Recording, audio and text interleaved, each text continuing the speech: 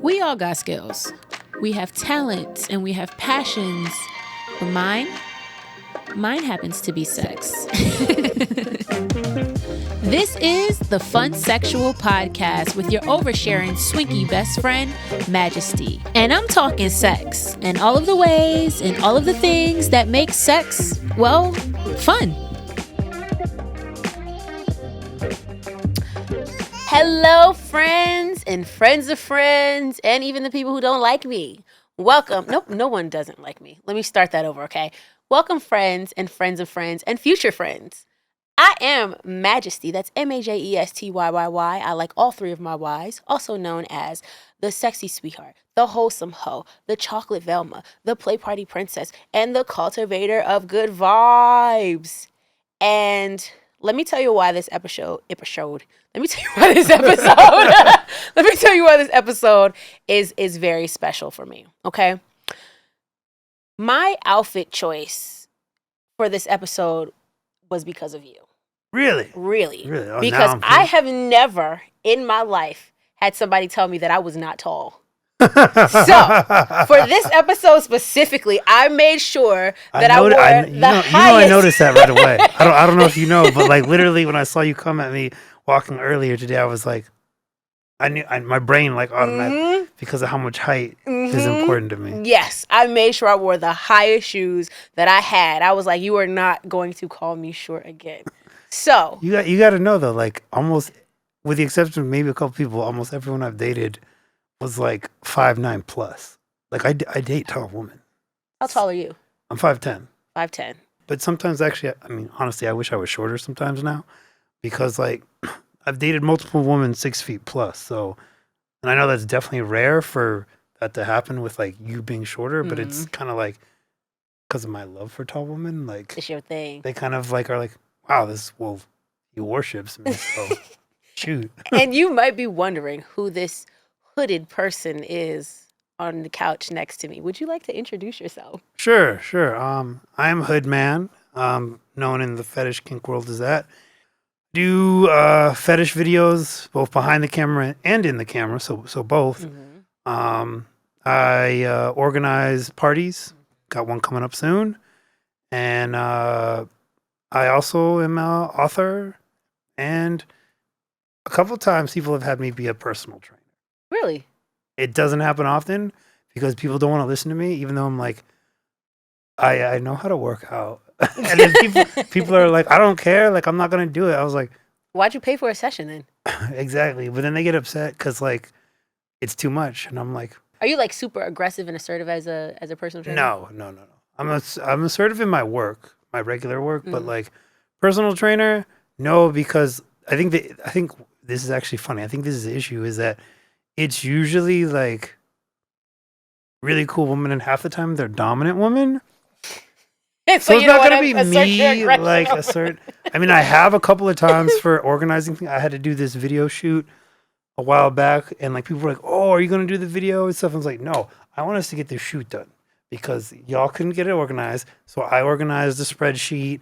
Do you enjoy doing it when you have to? I do, actually. And I think that's the thing. I like doing it and I've gotten better at it. And I do enjoy doing it. But at the same time, on those one-on-one personal trainer things, like if a dominant woman is telling me no, like I'm probably not going to do much to make her like, hey, yeah, like go do this. That's not really going to happen. It's not going to happen at all. It's not going to happen. Part of my intro. So first of all, pronouns, and then how do you identify in all of the ways, any of the ways that you identify? Okay, cool. He, him, especially, with the hood and everything. I'm queer. I would say I lean hetero, but I would say the queerness comes from I date a transgender woman, male to female, and I'm drawn to femininity. So femme is attractive to me. Masculinity is not, and including to the fact where it's like, if like this doesn't even matter, like, gender types. It's like if, you have someone who's a stud, rocking very masculine clothing, or you have someone who's female to male, like there's no longer an attraction there because you're presenting masculine. Like it doesn't matter, like it's masculinity and femininity. That's the attraction. Do you consider dominance a masculine or feminine trait?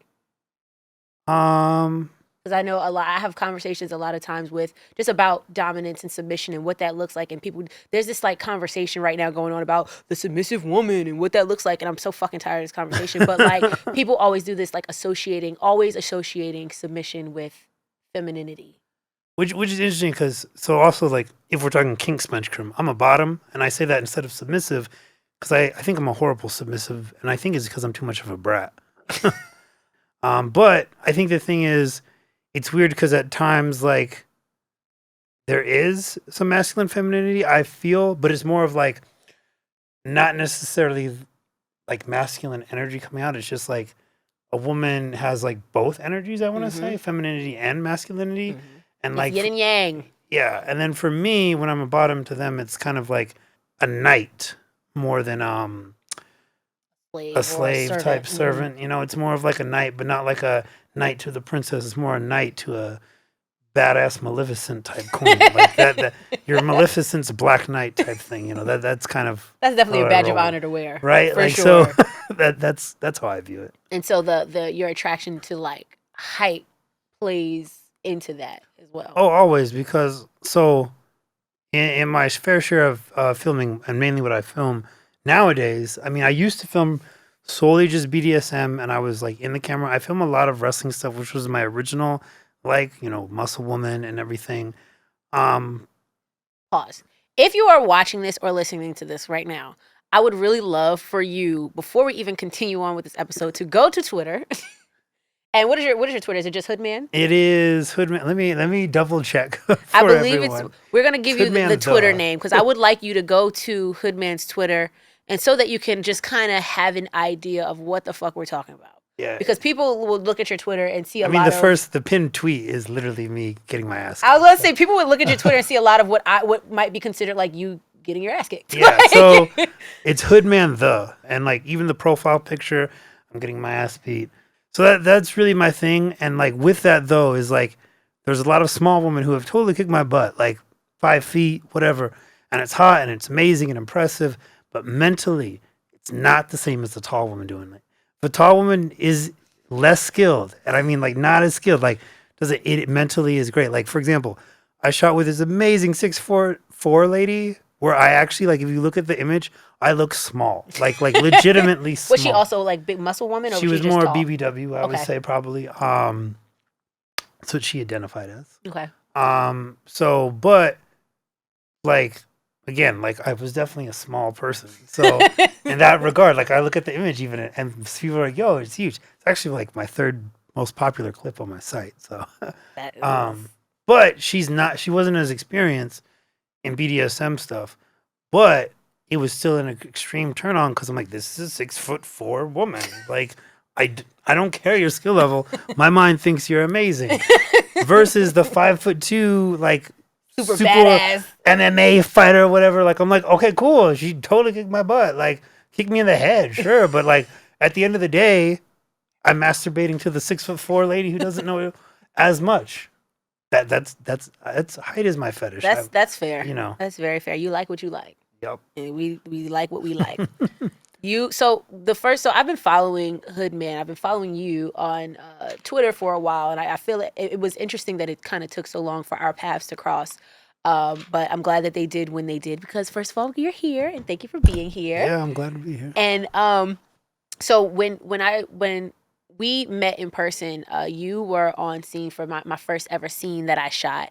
And so that was when I got the opportunity to meet you. And that weekend, we ended up like all of us ended up going to like a couple different events and stuff for the weekend. Thanks. I haven't even watched the footage. Like, I'm kind of nervous to like watch the footage. I haven't even like gone through it yet. So to tell you, like, I don't know, like for footage. So footage is usually two things. I mean, half the time I'm blindfolded. So, but the thing is, I think footage, like, there's two things. One, you kind of like get amazed at cool things that happen, but then you also end up getting turned on by yourself. And it's not even a narcissistic thing. You're like, wow, that was really hot that happened, and I was a part of that. Like, I like to watch myself, cool. So I think I'm gonna enjoy watching it. But because it was my first scene, like there was a part of me that was like very in my head, like, what does this look like? You know, how is this gonna translate It all over looked into the hot. camera? So I'm gonna try to watch it before the end of this week. I don't know. It was arousing. That much I could say. Yes. That's what we do it for. But no, so that weekend we ended up like hanging out for that weekend, and I don't think you noticed it, and I tried obviously not to make it very obvious, but I was trying to like, I have a thing for people doing what I tell them to do. I fucking love people doing what I tell them to do. So I tried to like purposely ask you to do even just small, even it's like, can you put together Spank It Bitch? Can you take apart the Spank It Bitch? Can you carry it downstairs? Like I tried to like purposely give you Oh, I noticed. tasks. Okay, I was like, I don't know. But at the same time, like, believe me, I was like, I was trying to purposely do that. I was like, I don't know if he's picking up on it, but I'm gonna just do it anyway. oh, I'm totally down. I was like, yeah, this is a cool, gorgeous lady, so I'm definitely down to do it. Yes. Like, it was like, yeah, like, I like all doing of the heavy that. things. Carry all of the heavy things. So, I don't know how much you know about the Funsexual, but I want to ask you a question that I ask all of my guests. If you had to define the term Funsexual, what would you say that it meant? Um, for me, I would say fun sexual would be that sex is enjoyable and fun more than anything else. First and foremost, like I think there's a lot of pressures around sex in two ways, right? In both positive, negative ways. Like negative in that like all the associations and problems and complaints that people have around it, and then in a positive way in that like people expect everything to be like porn in a sense and like always like porn all the time, and they think like and you get people with inflated egos on what they can do, but I think with putting the fun in front of it is like sex is fun. Let's explore it. Let's not put a ton of weight on this. Let's not put all the pressures on everything. Let's have fun. Like whatever that fun is with sex, we'll see. If you want But to get kicked in the head by a 6'4" woman and that's fun for you, fuck it. I mean, I got kicked in the head Sunday with a video by a martial artist lady and like was spitting hook kick literally, and I literally fly on the camera, and I was like, she was like, "Oh, I'm sorry." I'm like, "No, that was dope as hell. Do it again. Like that's so cool. like I don't think this ever happened." Oh, she kicked the shit out of you. Like she's a martial artist straight up. Like so, and she's actually like, I think she's an inch taller than me. She's a powerful lady. So like she did a like full step in, like turn around hook kick. And I knew what it was for martial arts, and I got hook like kick is with your heel, right? right, Back? like and you Okay. spin and go back with it, and it hit me square in the head perfectly, and I was like, oh yeah, like yo, I was like wow, and I was like, That clip is gonna do great. yeah, I was like that's awesome. I love it. That video is going to do amazing. So we are going to step into our icebreaker. So we are going to play a little game of 2 truths and a lie. And I am going to allow you to go first. Cool. I'm going to guess which one is your lie. I'm Gotcha. looking you straight and square into your face. I have never used Twitch. I have never used TikTok, and I have never used Snapchat.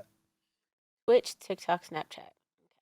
I'm going to say you have used Twitch because you definitely give gamer vibes, and I feel like that's the gamer platform. Everybody did Snapchat. I'm gonna say TikTok. You have never used TikTok. Correct. Yes. As much as people try and convince me, and I have thought about it a lot of times, I just wouldn't know what to do with it. It's honestly, even the last guest that I was talking to, TikTok has so many like guys, especially if you're gonna use it for like kink purposes.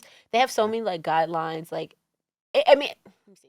I'm not gonna say it's not worth it because if you use it and utilize it well, and you know how not to get deleted off, then it could be super beneficial. But it's very hard to like dabble that line of like what is acceptable and not.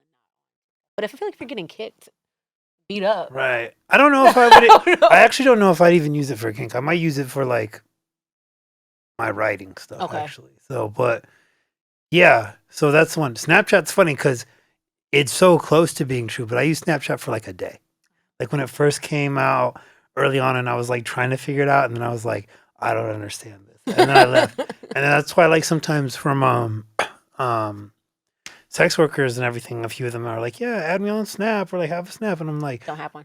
Not going to happen. Like, I'm sure you got great stuff on Snap, but don't have no. one. Okay. So I'm going to give you my 2 truths and a lie. You're going to guess which one. I have a Dreamcatcher collection. I can do a split. And I own 1 pair of sneakers. I'm trying to think. I actually think you do have a Dreamcatcher collection. I don't know why that vibe stuck to me in a sense, but it could have been we watched Prey, which is pretty Native American in a sense. I don't know. You suggested that movie. It was really good. I suggested it to several people, by the way. I'm glad. Like, I've been on it. I mean, my last podcast was about indigenous representation on media. So, Perfect timing. I feel like you have more than one pair of sneakers. I mean, I feel like it's a possibility, but I'm also like, you know. And then the second one was, I can do a split. I feel like actually might be you can't do a split. I cannot do a split. I cannot do a split. All right. I've tried many of times. I haven't worked at it actively, but I've have in my life actively tried to get the split and be flexible. I think being flexible is a super cool thing. Oh yeah. I'm just not. I'm not a very flexible person. For some reason, I was like even though you're moving around, I was like, in the scene, she wasn't the flexible one. He was definitely the He was the flexible. He was the flexible one, not I. I was like, hold on. Okay, you got me. You got me, Hoodman. You got me, So, Majesty. who is Hoodman? First of all, is Hoodman a superhero or a supervillain? The guys considered Hoodman a superhero. Superhero. Like, able to take pain from, like, anyone type thing.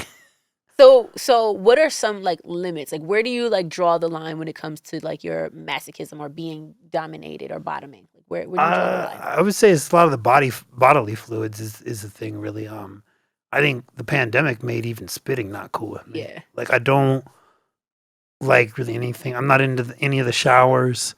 I like sweat, but beyond that, I'm like, I don't. What would somebody do with sweat? Paint that scene for me. Armpit. Sniff their armpit. Lick their armpit. Yeah. After they kicked your ass and sniffed their armpit? Definitely. That'd be hot as hell. That is hot. But for me, it's like even hot with like someone I'm dating is like at the gym or just sweaty. I'm like, sniff their armpit. It's hot. Like, because I have a bad sense of smell unless I'm right next to something. So for me, the scent is really good when I'm right next to them. So like smelling it, it's hot.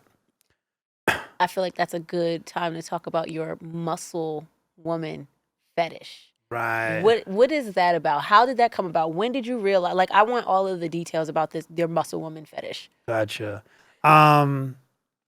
So originally American Gladiators, definitely American Gladiators, and from the 90s. And I used to watch that show sometimes with my mom.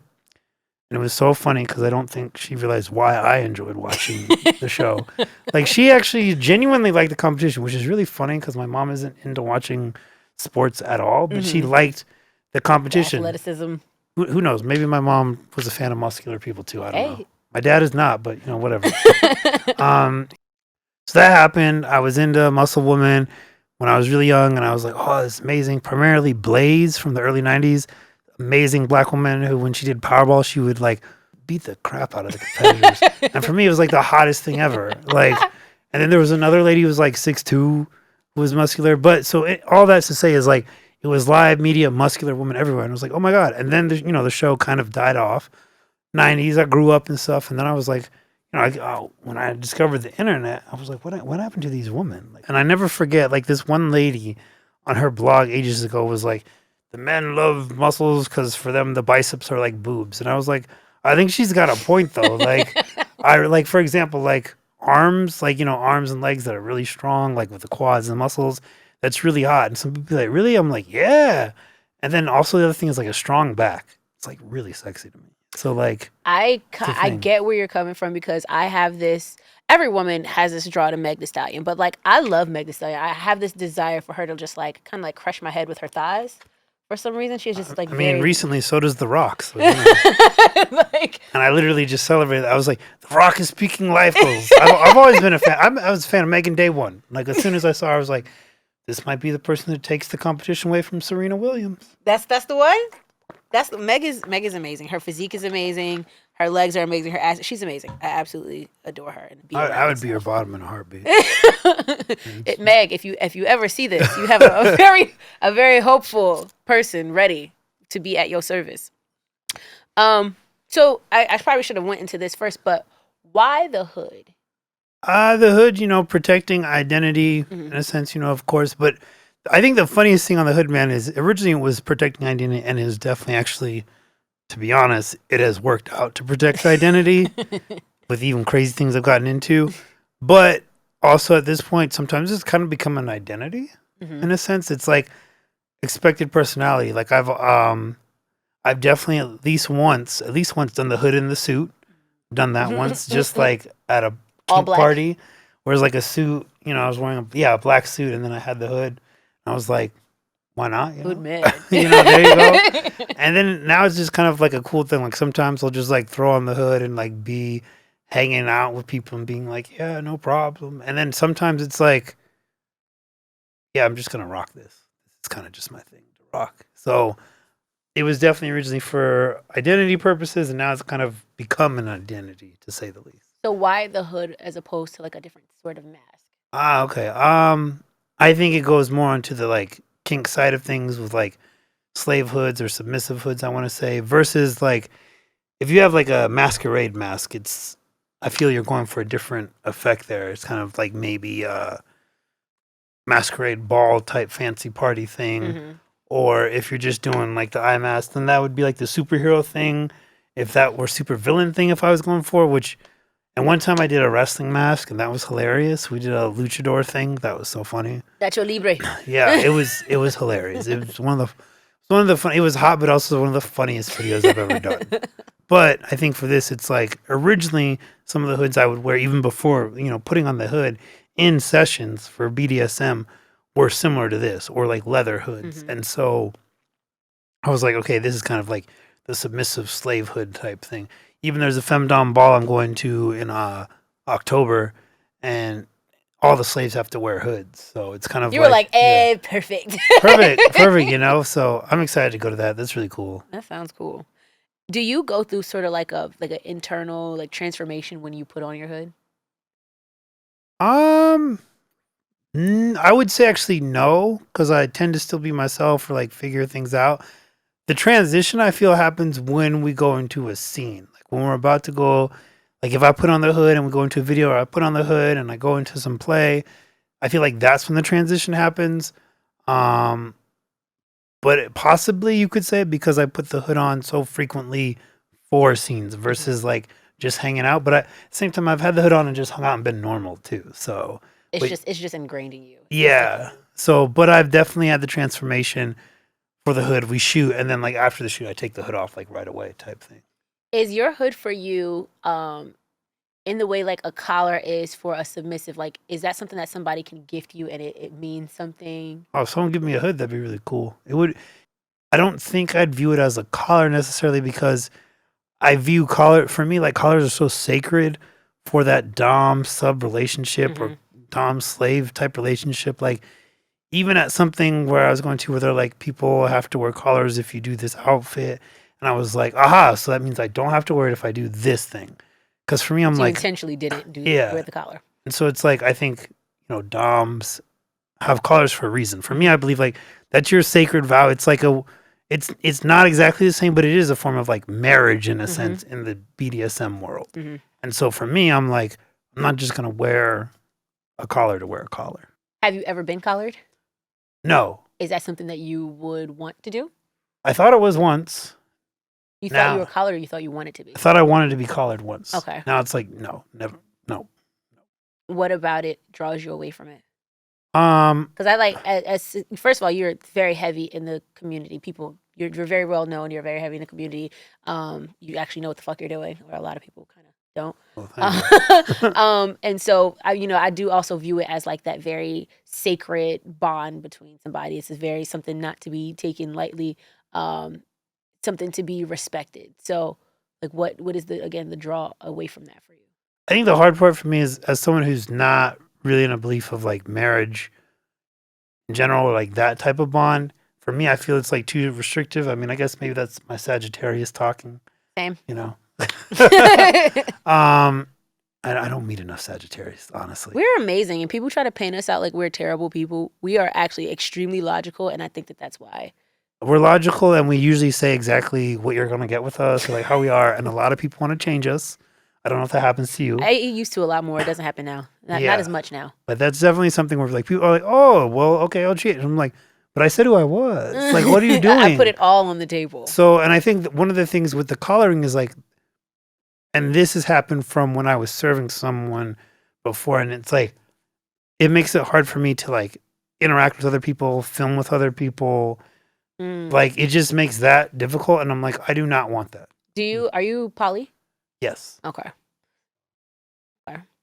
Um, Mass. So, one a conversation that we were having a couple two weekends ago that I really enjoyed and really wanted to get a little bit more into was like your relationship to and with sex.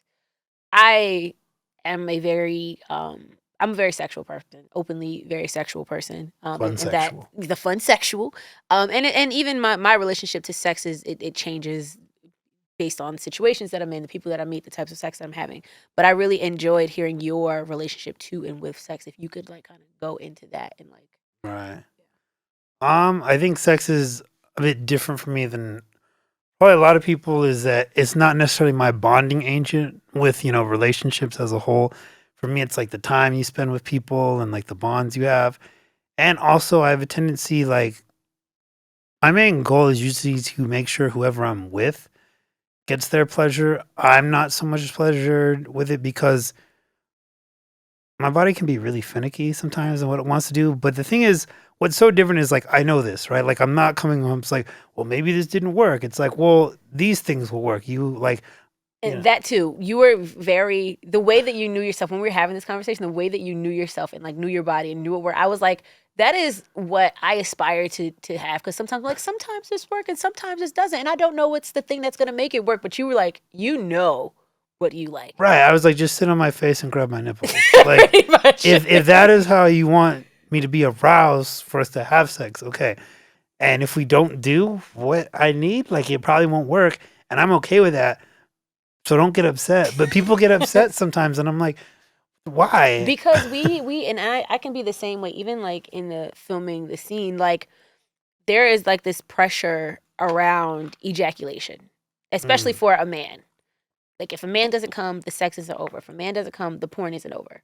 And so there's a lot of pressure like around that. And so it becomes very just male centered. So for me, it's different now, but I know in my earlier years as a sexual person, if that person, if the man that I was having sex with wasn't pleased or satisfied, or I didn't feel like he was pleased or satisfied, or if he didn't come, I didn't do what I was supposed to do. Like it didn't really matter Right. about what happened for me. If it didn't happen for him, then it was something didn't happen right. Something was wrong. I didn't satisfy or please him. So I understand why people can feel that way. I definitely wish that the shift would happen and go away from that. Right. I Because I even agree. still find myself in that sometimes. I mean, what's interesting is you're not the only one. Is I found a variety of women, regardless of how badass they are and whatever. Like for that to happen sometimes, even when I It's an don't ego thing. expect it, and it becomes an ego thing. And like I love to compliment when like someone has done something that like that they maybe didn't do before or Mhm. something, and it's like, oh yeah, like you're the only one to like get me off in this way, and they're like, yeah, and then it's like it's cool, but I'm also like. Well, if it doesn't, because I mean, I healthily masturbate myself a lot, and I'm like, I'm okay.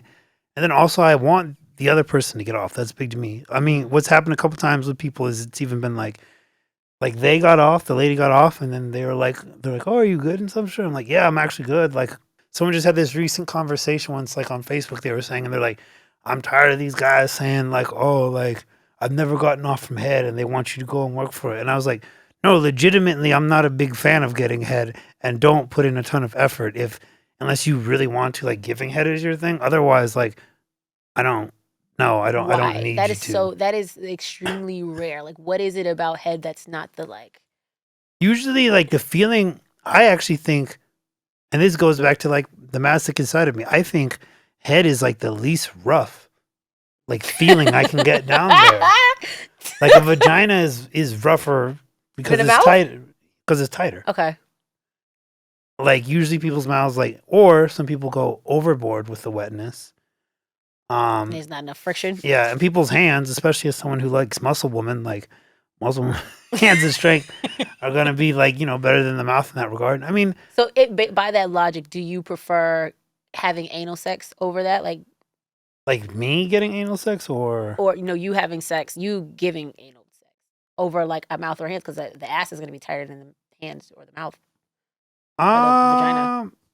um, I'm mixed on anal sex. It's funny. It's like I mean, it's probably because I'm mixed general on like giving sex in general. I'm like, and the thing is, it's funny if someone's like, "Oh, well then, like, are you fully like gay?" And I'm like, "No, because I definitely get off of vaginas, and I mean, I love eating out, so like, I will do that all day." I'm like, "Yo, if that's all we need to do, great. If you don't need me to like actually penetrate, I'm great. I will just eat you out. No problem. I will do that all day long. I thought it Enough was really times." funny when you were like, I don't really need like to penetrate vaginally, like just sit on my face and play with my nipples. And I'm like, what is it about the face sitting thing for you? It's a pure form of dominance, in my opinion. It's like, I think this is one of the things I was saying where, like, if you took a certain picture, like, you don't see the guy's face.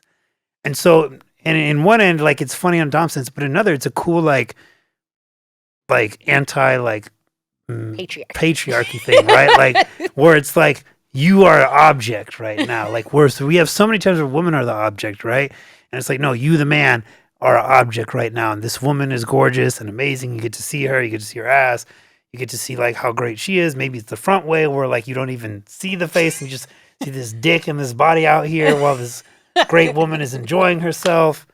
And I think that's what it is. And it's like a pure total like yes, you are at the bottom. And for me, I'm like, that is a position that works like if you're short, if you're not muscular, if you're not like bad, that works, period. Just like, looking up at somebody. That works, period. So like that position is like really cool. But it's like, so the vaginal anal, it's interesting. It's like, I've had anal sex, it was really good. I have vaginal sex, it's really good. But I'm also like, if it doesn't happen, I'm like, okay. Like it's like, all right.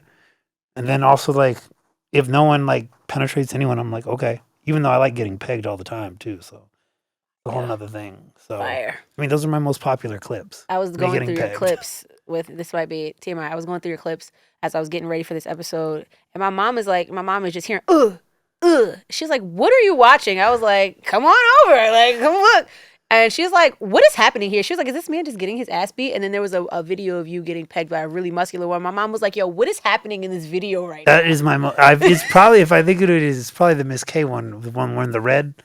I think she had on a black like in chain harness situation. Oh, that's Candy. That's the second most popular one. What do you think makes your most popular video so popular?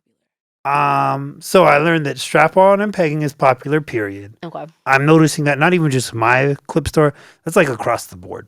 People like pegging. And then if you combine that with like muscle, like I use this hashtag that I know like a lot of people don't use, and maybe I'm the first to use it, probably not, but I was like, muscle pegging. And then people are like, "Oh, why is it not like just muscle fucking or something?" I was like, no. Well, no, because for me, that's like, you might veer into like gay men doing like gay men type muscular. Like, no, it's pegging, is specifically woman with the strap on, who's strong as fuck, who are strong, pegging me. And so I have a great time with that. Like, those clips are popular. Like, that's the thing I try and do when I go do clips. Is usually I do one where I get my ass beat, and then the second one depends on how down she is with like me being naked or her being naked. Is so ass beat like with boxing. The other one is usually either strap on or it's going to be like a wrestling situation. So those are usually the three. The most popular by far is muscle pegging. But even in watching your videos, like there was a couple of them, and I was like, he's not putting up a fight at all.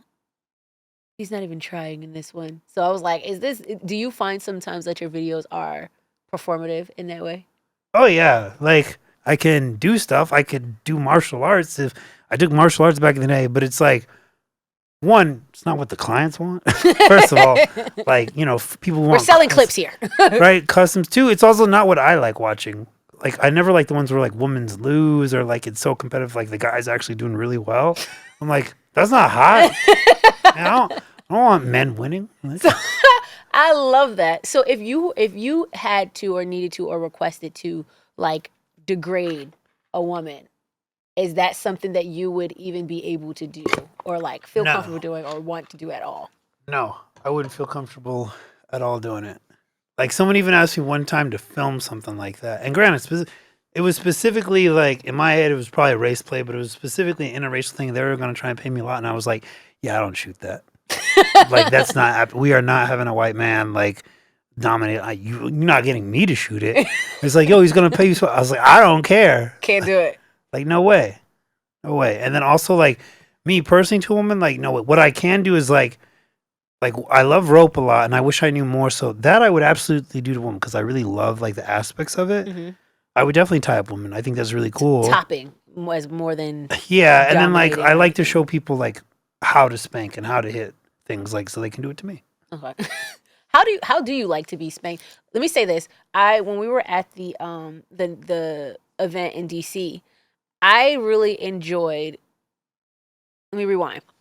I identify as a masochist. Definitely not nearly on your level, but I identify as a masochist. My enjoyment that I get isn't like a sexual arousal when I am being, especially like during impact. Like it's not a sexual arousal. It just feels good in like a non-sexual way. But you were having a scene and like your dick was getting hard, and I was like, oh, you Yeah. like this is like a different. It never occurred to me that there was like a different type of like masochism. Like you are like sexually turned on by the. Is it the pain? Is it the dominance? Like what is it? I mean, so I would say it leans to pain, but it's also dominance, especially if people know how to do it. Like there's definitely I always call this sadist sensual, where like people give pain and then soothe, Mhm. pain then soothe. That's always a good one for me. But the big thing is because my nipples are my buttons, and like she had like, and I realized I was like, so I'm not the biggest fan of clothespins, but I was like, oh, okay, we can do that though with clothespins. We can Because you put. said clothespins were like a no. I know, but she like did where like she just had them on my nipples only. Okay. That was it. And I was like, oh, this works. Like, do not put them on like, do the stuff where people try and put them on arms or Mhm. thighs. Like, don't do that. But on the nipples, I was like, okay, this works. That turned me the hell on. And it got me so aroused that I mean, now you can do all the other stuff. But then again, a lot of stuff does arouse me. Like actually ball busting does arouse me. The boxing does arouse me. The wrestling and the holds do arouse me. Like spanking can, like if that one's hard. That's one of the ones where it's hard to explain like what works best. Like I feel like caning does work best, but like sometimes other things do, but it doesn't Sometimes the work. hands do it. Right? I feel like a flogger was probably never. A flogger does like if you do it right, where instead you like you get a whippy flogger type. You like more stingy than thuddy. I actually like thuddy more than stingy unless someone knows what they're doing. Okay. Like if you're really skilled with the stingy, then it's great. Because if you're not, then your stinging goes in places all over, and then I'm like, I get, what are you doing? Because then like I get hit like here and stuff, and I'm like, that's no, That's not what I wanted. no, that's not arousing. I mean, that's the other thing too. Like there's certain areas that are more arousing, like here, my butt. My back used to be like cool for it, and now it's like a neutral zone. It's like it's not gonna arouse, and I'm not gonna say like really Don't. like don't do it, but I'm also not gonna say like yeah, do it. Back is for me now is just like okay, doing the back. So that's like I've noticed like that, but I was like, she did great, and it was great. So shout out to Jax. Yes, Jax, you did your thing. I thoroughly enjoyed watching that. So do you incorporate? First of all, could you date somebody that wasn't kinky? No, I already done that too many times. I mean, I got the quick answer on that. Like I was like, I have tried it too many times. There was even some guy once on my Twitter who was like, well, wouldn't women think it's weird that I'm into this? And I'm like, my man, No. like if you're not upfront with this, you will be disappointed all the time. Oh, he was saying that because he was in the kinky closet. Yeah. Oh, okay. And I was like, you're gonna be disappointed when you reveal it every time, or you're gonna go seek it out somewhere. Like that's gonna happen, like always. Versus if saying, hey, this is who I want, this is who I like, this is what I do. This is what I need you to do for me because And this does it for me. Exactly. And it's like, okay. And then what happens is it's like, for example, like I haven't dated a submissive woman in ages because before I knew what I needed, like I dated a couple women who were submissive, and looking back, I was like, oh, that was never gonna work. But it was like, but They I didn't know. identified as submissive in the lifestyle, or they were just submissive people in their lives. In I would general? say like more in the bedroom. Okay. They were really submissive to the point where like if we did BDSM, they would lean submissive. Mm. So you have experience topping in general. People wanting me to top, yes. It's not fun for me at all. Why not? Because for me, it's like, I'm not a fan of like dominating women. It does nothing for me at all. Do you enjoy the learning of this skill? Of I how do. I do to- love learning skills. I love like that. I love like I'll practice that on anyone. Like if someone's like, "Hey, we're going to try cupping on this lady," and I'm learning and I'm practicing on this lady to do cupping, that's cool to me. Like I don't mind that. Like that's cool. You know, it's like, "Hey, we're gonna put wax Mhm. on this woman." That's cool too. Like I'm like, "Oh, I'm down for that." Like that's dope. Versus like, hey, I have to do this all the time, or like in the bedroom where like a woman's like, yeah, be aggressive and taking on. I was like, I don't wanna. yeah, Are you of the belief that in order to be a dom or a dominant or a top, you have to bottom or be a sub first? no, I don't. I think it definitely helps people a lot. It has helped me to the point where like I can teach like people what to do to me in a variety of ways. Like like I know how things feel and like they'll be like, oh, try this or like try this toy. Like hey, you should do this and stuff. And like I actually know how to crack a whip to the point like people are like what and they're like yeah and I was like because in Houston I practiced with this guy like he knew whips and stuff. We're all just practicing and I'm like I want to learn how to do this. So like actually like with a whip I can crack it and people are like are you ever gonna hit someone with that? Probably not. But I like that I can do it and I can show you how to do it too. Is that something? How do you feel about whips in general? Only so this is a recent thing. So when I was younger I was kind of like more open whatever, but now it is only black and brown women can whip me. That is it. There is no one else. Like it doesn't matter. And some of the white doms I've known for like 15, 20 years.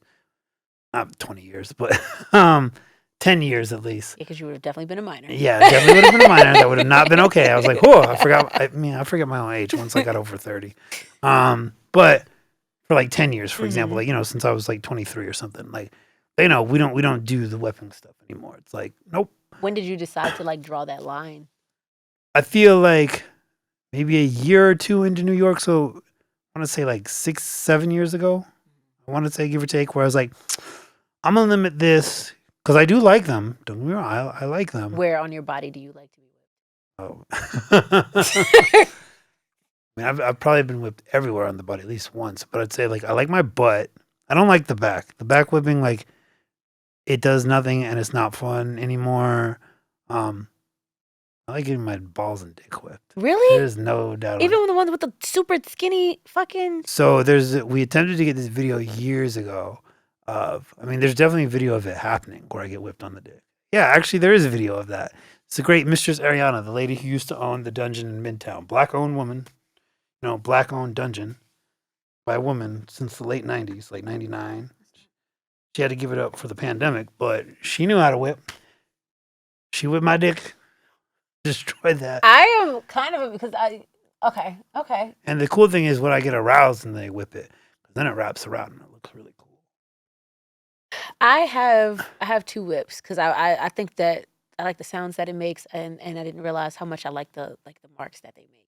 And so it was something I wanted to get really good at, but then there was also a part of it, the fact of it being a whip and something about the slavery aspect of it was really kind of hard. And I was like, it's been hanging up in my closet for probably like 2 years now because I'm like, maybe like a year and a half now. I was like, I don't know if I feel comfortable even yielding this as a tool. That's a big thing for like a lot of people in the scene with like not just whips, but everything, right? We got dom, slave, master slave. Yeah, I can't go there. Like chains, bondage, like all of it's there. What I think what happens though, especially when we have black on, it's like what I do on my parties, which We're gonna talk about Lowkey Kink in a minute. Yeah, which the parties is like if you have black kinksters playing with black kinksters, you remove like necessarily the race play of it because people are genuinely enjoying wanting to play with you because they enjoy you. Like your race is not a factor. We're not all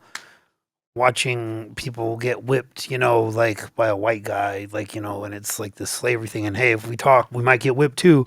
It's like, no, like I, as a skilled like black mistress or dom, know how to use this whip, have talked with my slave about it, and we've agreed on this, and this is what we have. That's why he or she or they are collared, and, this is what we're going to do. And I'm going to check in and have aftercare with them and do all this stuff. And we're black people doing it, and we enjoy it, and we're owning it. So that's kind of how I feel on it. And like, so now it's only like black women who do. I like it. When a black woman does it. Whips your dick. Yeah. So if you ever want to bring that out of the closet. I need to practice more. I had a sub a year and a half ago, and I loved. He was just like my. I mean, you're supposed to practice on pillows, and I practice on pillows too. But it was fun when we had a session because he was like my little practice tool. He was just there for it, and I got pretty good at it. And I really, my thing about the whips was like I had one that has this like super thin like end to it, and as it like would strike, I could literally watch the welt form. Like it Oh, felt like I was watching it in slow motion, and that was like.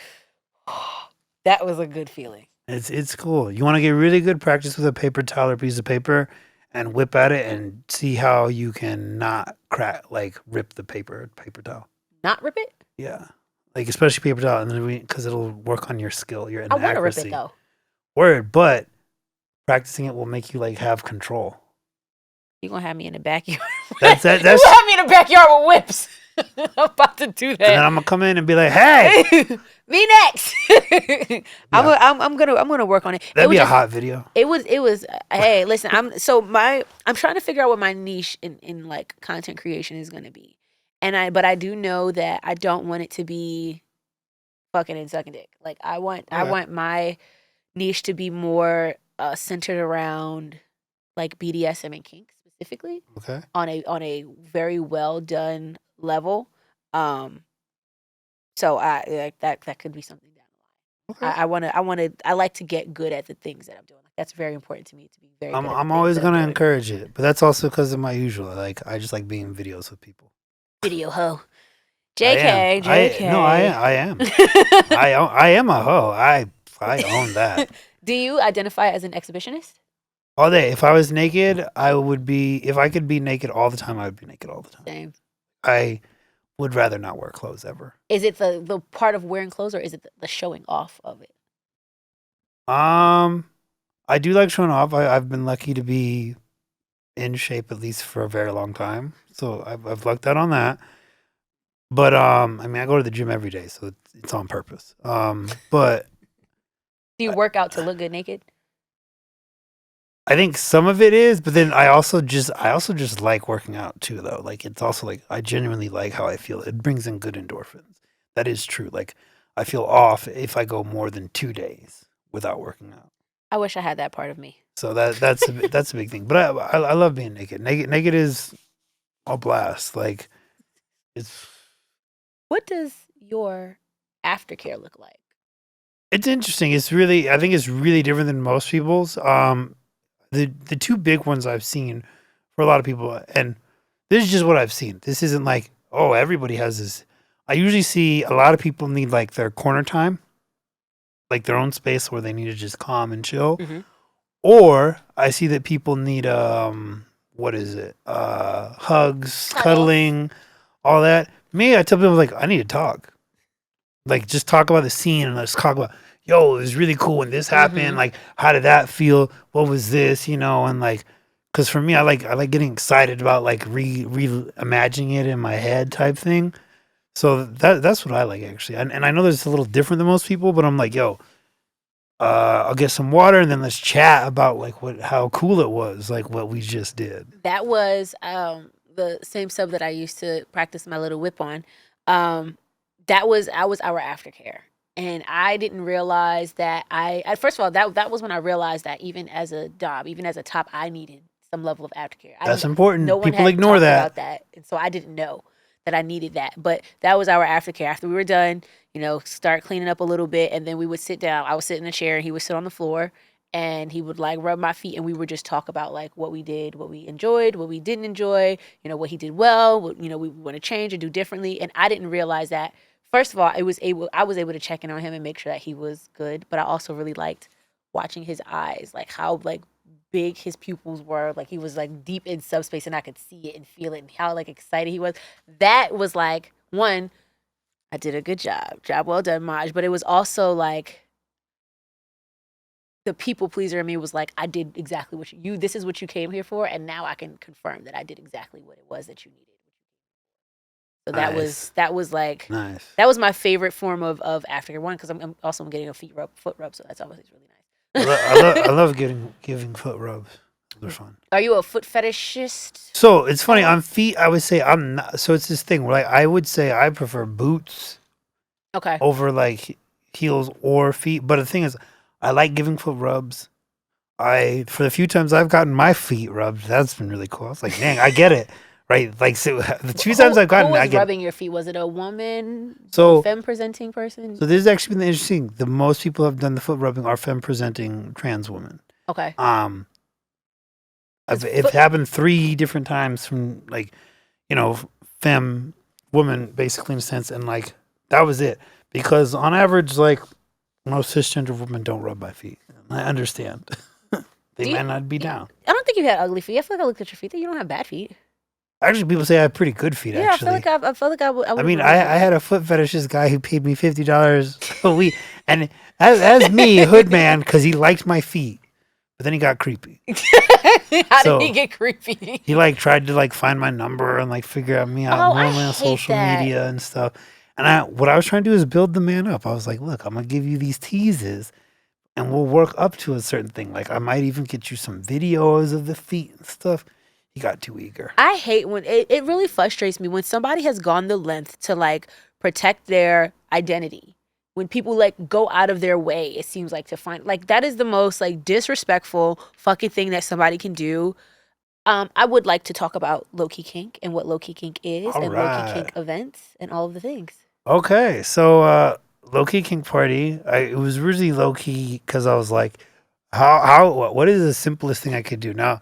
It's transformed a little bit. When did it start, first of all? It started before the pandemic in like 2019, I want to say. Okay. Maybe 2018. I met someone, shout out to Malika. Sunflower from Love House? Yeah. Okay. And she like I went to a poly event at her space. She was like, "Hey, you can have parties here." And I was like, "You gonna let me run parties the way I want to run parties at your space?" So yeah, cool. And so like, what's the way you want to run parties? The way I want to run parties is so I try not to have crazy price points that a lot of other people have, where they're like, "Yo, this party's gonna be like $100-something." And inflation though. Where inflation? Hey, inflation's real. I mean, the party I have to have now, like, but I have a 50 cutoff. Like, I don't want to go above 50 for a ticket. That's kind of my personal thing. And even because of inflation in some ways, right? Like, I don't want to go crazy with people. People gotta eat, you know. Are you making your overhead back though, at that price point? Yeah. Okay. I do. Like sometimes I wonder, but then I mean we'll talk on the next comment, but like, yeah, that's the thing. I make the overhead for the most part, and then sometimes we make even more than that. Like like I said, the parties varied a lot. Like some of the early ones, it was like a 20 crowd. I want to say we had one which was real tiny, intimate. It was like an 8 crowd. Almost it was like we're 15. It was small. And it was good though. It was intimate. Like we learned a lot. Mm-hmm. And then it started to kind of become its own thing to the point where like when I was in DC, people didn't know Hoodman. They knew my party. They were like, "Oh, Lowkey Kink." I was like, Hoodman did nothing for them. You know what's funny? Lowkey Kink, they were like, "Yeah." Hoodman, and I knew of Lowkey Kink, but it wasn't until fairly recently that I was like, "Oh, that's your event." Yeah, people, because I'm like, this dude with the hood, and like, and someone's like, "Wait, you're a bottom, like running the parties?" And I'm like, "Yeah." Like, I like organizing stuff. And also originally Malika's like, we didn't have kink furniture yet. So it was like super low key. It was like, yo, play where you can play. And then we got stuff. And then the new venue I have, like, there's some St. Andrew's crosses and a massage table and some wrestling benches. Wrestling mats. So I was like, okay. I think it even has suspension points for rope. And I was like, oh, good, I have stuff. But that was originally part of it too, low key. Like, play however you need to play type thing, you need to whip someone over a random chair, whip someone over a random chair, but the biggest factor, and I think this is the biggest thing that draws people in, is the vetting. So I would vet everyone. Like if it was someone I knew, it was like, okay, like, yeah, granted, like, there'd be people, and then sometimes people would be like, oh, is so-and-so going because of this, that, and the third. And I was like, oh, so I shouldn't have this person go. Okay, noted. And so I'd make notes of that too. And then there are people like, I'd check their questions. Like, if someone like I asked if they were comfortable with like black LGBTQ, and then they like laughed on it or like kind of like were like whatever on it, I was like, oh, okay. And No. then or someone was like, You can't come. and this is so funny because this guy tried to like come again. Like I had this vetting thing I would do too, where I'm like, can someone, you remember actually, someone I asked was like, oh, can you get her to reach out to me to reference you? I think there's one person you actually reached out about. I feel like I remember. I can't remember who it was, but I don't remember feel who like it was off remember the top of that. my head, but you were like, yeah, they're cool. And I was like, yo, because I need someone. And then and the guy was mad that I wouldn't go out and find the person. Mm. And I was like, no, the person will contact me because that way I know you legitimately know them. Because I'm not going to go vet for someone I don't know. Yeah. Like, and people will. And so that was a big thing. And for me, I was also like, I would be like, okay, black and brown people only. So white people try and go. I'd be like, no, why are you not going? And then, other And time. why is that? Why is that? Because this is our space. Like, and I want a kinky space for like us. And people, like, there are some that are like more lenient. There are other people who do what I do too now. Like, I feel I see more of it nowadays in a sense, but it was like through a whole vetting thing. And like, I ask questions and double check. I'm like, who you know? Why kink? Why do you even want to go here? Because I get people who are like some guys like, yo, but I'm gonna bring like 3 different women. I'm like, sir, I don't care. Woman is not what I need for the party. Like, that is not what we're having trouble with here. And also, your parties are, to my knowledge, are not sex parties. There's not sex happening at these at the other place, sex could happen, but it was like random when it happened. It was like it might happen once every 3 or 4 parties. Mm. The new venue, no genital penetration. Toy penetration, okay. No genital penetration. September 17th, Lowkey Kink party. Let me know. Reach out to Hoodman on Fetlife or Hoodman on Twitter. That's the next one. And then I'm going to try and do one in December, early December, around my birthday. Ooh, Sagittarius, Lincoln. Yeah, I'm going to make it out to, I haven't been to any of your events yet, but I'm definitely going to make it out to one of the 2. Got it. Yeah. So, I mean, the cool thing is that one's coming up. But, yeah, that's the big thing is how much of it. Because people are like, you vet the woman too? I was like, yeah, I vet the woman. I'm like, who is this? Like, that's another big thing for me. He's like, people like are like, oh, yeah, we just let one go. I was like, no, we're not having gendered pricing. You're a single or a couple. I don't care what gender you are. Like, it's single, couple, period. Someone's like, how much for a couple and then a single lady? I was like, well, it's the same thing price for a couple single. Like, I went away with the gender pricing for my events as well. Yeah. I was like, it's just not fair. And to set somebody up where they're paying $150 to come to a party, and now they're mad because they didn't have sex. I mean, I'm hosting sex parties. Right. Now you're mad that you didn't have sex. Like, it's the same price for everybody. You made me think of a question that I wasn't initially going to ask, but how do you feel about gatekeeping within the kink community? Do you agree with it? Do you disagree with it? How do you feel about gatekeeping? So it depends on what we're gatekeeping, right? Like, I feel my gatekeeping, there's a purpose to it. Because I have people that will go to the kink parties, not play, but say they had a great time. Like, and I always say, like, one of the things that happened that was like really safe, that was cool. There was this girl that came one time to the party. I think she came by herself. I don't remember what party it was, but she went and she was like half awake. She kept on like, she's tired. I checked in on her. I was like, you all right? You like, she's like, yeah, don't worry. No one messed with her though. And that was really important for me. Like, that she could almost like, then I have people like have just like slept at the party almost. And then like nobody like bothering them. No one bothered them, left them alone. And I think it's important to gatekeep and do things like for like people who are whack, but also like, like I want for people who are whack. People who are you can't come here if you're not fun. I feel like that's a good gatekeep period. If you're doing weird, if you're giving me weird message about like, oh, why you worry about black LGBTQ, bro? Like, no, like I don't want a homophobic person at my party. It fucks up the vibe. Exactly. I think that is a fair gatekeep. I don't think there's anything wrong with gatekeeping bigotry. I think also because of the space I'm trying for black and brown people, I think that is also fair because I notice how comfortable that people feel like that, right? Like I said, people would go in and they would just go and they're like, yo, man, I had a great time because I went and hung out with nothing but black and brown kinky people. Like, I don't always get to do that. That's all I wanted to do. And so that's a whole vibe. So that's a big thing. And then I think also you gatekeep if you have certain levels within the kink community that you're doing. For example, there's not very common anymore BDSM regime, the old guard, which was very formal structures. Like a high protocol? High protocol. I wouldn't say maybe you could call it society, but I'd say it's definitely more specific high protocol, master slave stuff, and like, but it was like official, like it was really important. Was it a very white situation? Originally, of course, but Okay. then no, Okay. it changed. Like for example, one of the most famous, older black woman, Mistress Muir. I think she retired in Jersey. She was very big on old guard and had like rigid rules. Amazing, I wish I saw her. Like she was gorgeous for me. But that's also me being attracted to older women. I think she was like 30 years older than me or something. Wow. Like for me, that's hot as hell. But like it was really strict, and like for them, like they only want people who understand their way of BDSM versus newbies. That I get. That is a okay gatekeep, just as much as like TNG, the next generation, can gatekeep people who are older. Yeah. I feel like that stuff is fair because you're doing a specific vibe. I think where the gatekeeping becomes a problem is when you're like, we only want like, we want like only, if you're getting too into like a racial thing where it's like black man, white woman, BBC type stuff, like that's where you get a little weird on it. But I think in general, it's okay if you want certain things. Like for example, if one wants like a all femme kink thing, a all lesbian only kink, I think those are fair because you want a certain vibe and you want certain people. I think plus, while BDSM, like we can bring to the masses, and it is so much more mainstream than it used to be. Absolutely. Significantly.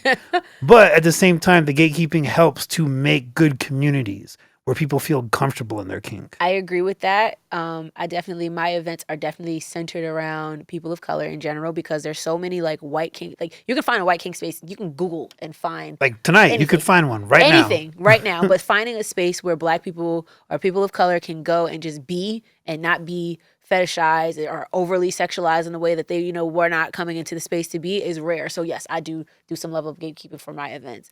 I have this like idea about gatekeeping where I'm really not completely against it. I'm more for it than against it. But I think that within this community, there's kind of like tiers. There are like levels. There are the people that are like super high level, super experienced, the people who are educators and should be educators, rightfully so. And then there are like the mid-level folks, and then there are like the beginning folks. And I think that there should be gatekeeping at the levels because somebody who's new or thinks that it might be something that they're interested in or it looked cool should not be going high level. You start at the bottom. And if it's something for you, then you work your way up to medium, and then you work your way up to high level. Like there should be some level of, I agree. At the same time, I think it's also okay if you have a party where it says like it's like this isn't a high level thing, and you're a newbie, which I have newbies come to my parties, which sometimes is always interesting because I'm like, wow, this is a brand new kink. Like first time they've I ever don't know seen your this. Connections, fully, and like, but people I know is kind of cool, And I wouldn't want those people to like not experience BDSM. I wouldn't want them to not experience it, but I want them. I've watched people phase in and out, even in BDSM, in the kink community, in the swing community. I've watched people phase in, get in, and they're like, "Oh, this actually isn't for me," and phase out. So there's no level. There's no reason for you to go high level if you're going to be one of those people that phase. If you're gonna be right. For the people who are in it, this is your life. Like you're like you can't have your friends are your kinky folk, your the people that are helping you move, the people that are going to potentially be the godparents of your kids at your weddings. Like these are the Kink friends. weddings. Yes, like these are the people. I'm supposed to be going to a kinky wedding in New Orleans, where their families and stuff are going to be there. But after the party, we're having a play party. They met in the swinger community. She's the baby girl. He's her daddy dom. Like this is their life, their entire life. How can you exclude that from like? How can you exclude that out of your life? So like for the people who are in it, this is your life. You cannot go without it. So you're gonna be here. So it doesn't matter if it takes you years to get up to high level. You're gonna be here regardless. Well, that's a good thing. Go with the do the beginner stuff first before you jump off the deep end. And then going too far too fast can turn you off. That was young me. I didn't get turned off, but I definitely did way too much when I was young. I think we all kind of get overly eager in the beginning. You're like, we're going to the frenzy of it all, and then it's like yeah, the frenzy. Okay, pull it back. Pull it back. It's too much. Sometimes. Learn the basics. But you don't even have it. Sometimes when you do that, you don't even have a chance to like learn your limits. Kind of just do everything. Right. You okay with everything? granted, like once I like kind of knew my limits, I went balls to the wall in, and like would like shoot like 6 times a day type stuff, What the craziness. fuck? And DomCon happened, and people were like, "Oh, can I shoot?" And be like, "I'm booked up." I think my balls went through a lot during those days. Have you But ever hurt your balls? Have you ever gotten hurt? I mean, like permanently, no. But I've definitely gotten hurt where like I needed to take a moment for longer than usual. Like whether it was like skin being open, like that took a long time to heal, or like the bumps and bruises from martial arts stuff. Or like I've gotten like black eyes, and like had to have that heal. How does that work when you're walking around not as Hoodman with a black eye? Also, the cool thing was Got in a bar fight. It happened before I had a holiday, so it was okay. Worked out. Okay. So, and for me, I was like, I walk around with it, no problem. I'm like, hell yeah, because you know what happened here? This woman beat my ass. That's what's up. I know someone be like, what the hell, man? I'll be like, yeah, it was hot. The boxing video, it happened literally once a month, at least once a month, if not more. Someone asked, when are y'all gonna box again? When are y'all gonna shoot black again? eye? Yeah. I was like, when are y'all gonna shoot again? I was like, yeah, it's up to her. But I'll let her black my eye anytime she wants. Exactly. I mean, she's hot. She's a dope ass black muscle woman. I love it. So you touched on it like a little bit, but I want to go back to it. So we are now going to move into the Let Me Put You On segment of the show. What is the Let Me Put You On? It's when I put you on to something that you may or may not know about. So for this episode, we are going to talk about your Surge book series. Yeah. So what is your this Surge book series for anybody who doesn't know? It's Afrofuturistic. It's feminist, primarily because 90% of the characters are badass black women. Like 90% of them. Do y'all see the theme here? If y'all haven't caught on to the theme at this point, I don't know what to do. Go ahead. Yeah, and the funny thing is, and this is just a funny joke, like a lot of them are tall too. So yeah, you know how I am. And then I would say there's cyberpunk vibes, people who have like machinery in them, and there's definitely class levels, rich, poor stuff, oppressive military police stuff. The book one is mainly about this lady who's in a detective agency, and she has surge powers, which is, I tell people to think of like Star Wars Force, but I mean the book. I saw Star Wars. None of the Star Wars. It's all good. Watch the Mandalorian TV show. I think you'd actually like that the most. Oh shit! Have you tried it yet? No, I have not. I'm not superhero-y things are just not my. I get you, but I'm going and notice that I said specifically Mandalorian. I didn't even say the movies because I watched a movie with you. Oh, so it's not a movie. It's not the Mandalorian. It's a show. I thought that was a movie. So I have an idea of what you might like. So Okay. I feel you might like the show. Actually, All right, I'll give it a shot. I'm not recommending the films actually for you. I'm actually recommending the show. I will give it an honest shot. I'll give it at least one episode. If I'm not sucked in by then I'm probably gonna. Okay, fair. But so I think of that, and then but also like Storm, the Marvel X-Men character, influenced a lot of the characters, a ton of the characters. Is it because she's beautiful? Of course, and also she was like, I thought she was cool when I was a little kid. Like I was like, who is this? She's this dope black lady with a mohawk, because that's the Storm I saw, 80s Storm mohawk, Black Storm. And so I have characters definitely influenced by her. Do you have any characters influenced by you? And is it you or is it Hoodman? There is, it's funny. There's definitely a character who's like, it's a woman though, but like personality wise, she is me. You or you as Hoodman? Me as me. Okay. Like me as the real me. Book 2 is a prequel, and it focuses a lot on these cool gangs, these cyberpunk gangs. So there's different gangs, and we're all in Ghana. So we're in Accra, Ghana. That's the other cool thing. And there's no white people in my books. I have like every other ethnic group. Which is the other? Have y'all seen the theme? I just want to make sure that it's clear. Okay. Like no, but I put in other people. Right? There's cool like East Asian groups, like Arab groups. Different types of people. Also, there's a big LGBTQ theme. Like nearly everybody is some level of queer. Some level of queer. This in your books and all of it is so nerdy, but I think it's it's so cool and adorable that this is such a big part of your life and something that you take so much pride in. I think that's really dope. Yeah, no, I have a blast. And sci-fi centered, tons of influences from sci-fi. So where could someone purchase your books or find your books? So book 3, this weekend I'm finalizing it to put on Amazon. Book 2 is already on Amazon. Book 1 is on Book Baby, and as soon as I finish re-editing Book 1, it is also going to be on Amazon. But for now, it's on Book Baby. I'll put They all take of a those while. links in the notes for the show, in the description for the show. Now, we're going to move into the playlist. What is the playlist? It is a list of songs to play to, okay? So, this week, what song are we adding to the playlist, Mr. Hoodman? So, it's What They Say Now. What They Say Now. And it's, I think, who is it? Who's the other guy with him? It's Tobe, and let me double check his name. I want to make sure. I feel like that might have been one of the last visuals that I saw of him that was like going around.